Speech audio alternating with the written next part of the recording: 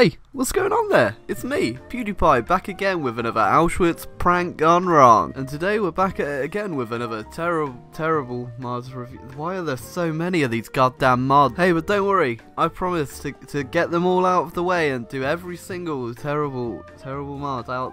That's not gonna happen. First, just gotta give a couple shout-outs. So thank you to all 346 of you that decided to buy a t-shirt over the past week. And I'm not sure when the t-shirts will be taken down, but it'll probably be sometime around summertime the new ones will be going up. So if you want to get stabbed, buy a t-shirt now before they're gone forever. And lastly, I was at Insomnia for the past weekend or whatnot, and there's plenty of pictures and updates of how that went on over on my Twitter. Link down in the description for that too. But now the boring stuff's out the way, let's get to the real meat and gravy, the real fun part of this. That's right, it's Hearts of Iron 4. And you know, I think I'm going to pretend to be playing a different country, then I'm gonna at the end switch to another country, but I'll play as the UK maybe, and play as Germany, and maybe I'm gonna zoom in over here on this little dot. Oh my god, it's SEALAND.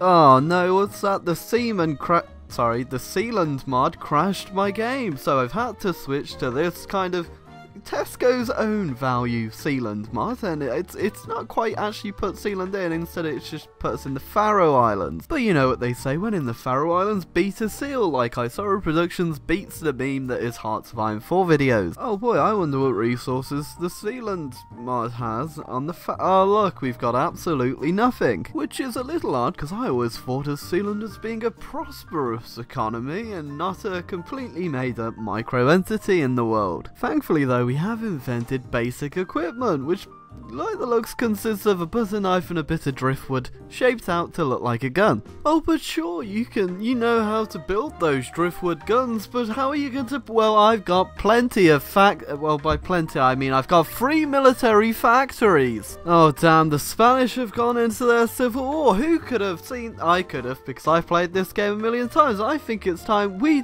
made our own army, and we don't actually have any divisions, which kind of makes sense considering there is no one on this island except this happy son of a bitch. I mean, he says his name's Roy, but he looks like a Dave to me. Oh boy, we've managed to make enough driftwood guns in Dave's shed, which we're calling a military factory, but it's really just a shed. And anyway, guess what? We've made enough that Dave's here. He's got a gun, and well, it's only Dave.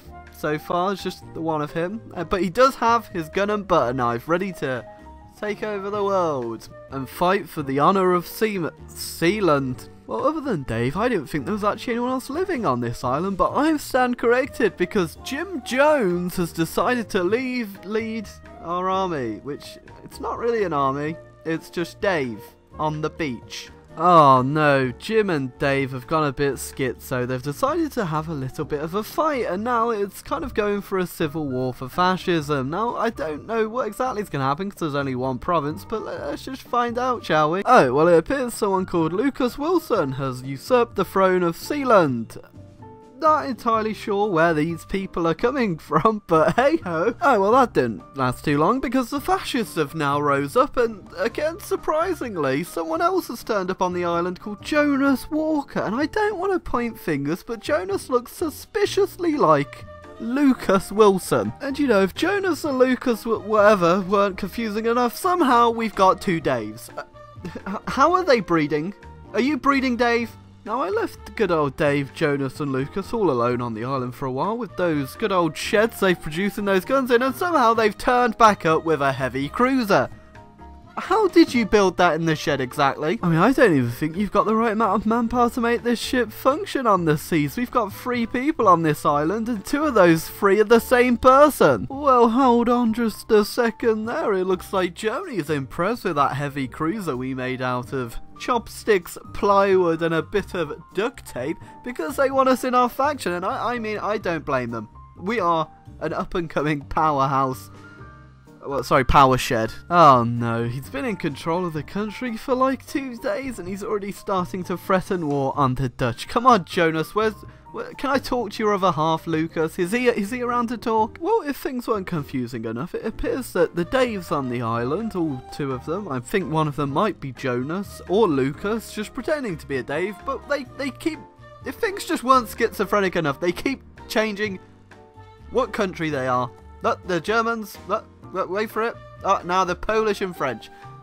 Come on, Dave. You know, I've been speaking to Dave, Jonas and Lucas, and I think they've got a good idea, actually. I don't think the Dutch really deserve any land, and I'm going to make the Germans fight it for me. Oh yeah, this is a hard war to fight, guys. I mean, me, Dave, Lucas, Jonas, and fuck knows who else is living on this fucking island. Now we're all just hanging out, having a beer, a cold beer, while the Germans do all the fighting. Oh, damn, that was a hard-fought war between me and fucking Slovakia, apparently. I mean, Germany, you were alright, but you get more of a participation award for this one. Well, hot damn, that was a good piece too. I took half the Netherlands, and Slovakia, well, they took the other half, and by the looks of their leader, I think he might actually have eaten the other half of the Netherlands. And you know, Germany, they didn't really do anything in that war, so they didn't get anything.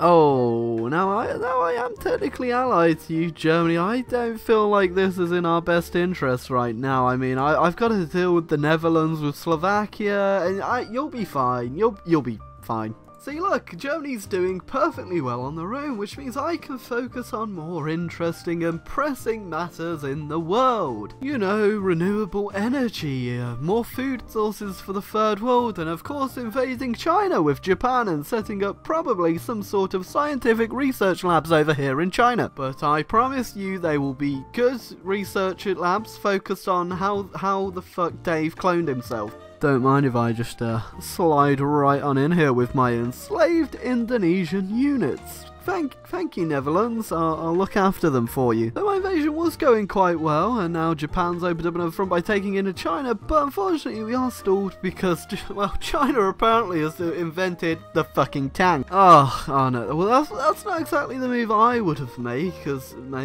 as the Grand Emperor of the Principality of SEALAND, but Germany, whatever floats your boat. Anyway, China's going pretty damn terrible.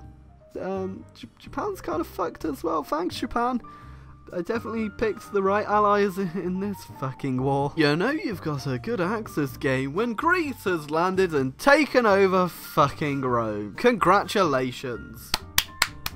Good news though is that the Japanese have finally kicked into gear using some of those chemical weapons because we're making some pushes into China. Oh, what secret Japanese? Well, let me just say it might be weaponized Naruto. Oh, things aren't going too well over here. Well, I guess the Germans get facing Naruto too. Ah, I knew it would work. Not a single man on earth can watch through an entire session of Naruto without capitulating to the Japanese. Of course, though, a few Chinese troops are still left in the jungles there, but don't worry, I'll drop some Naruto bombs on them any day now.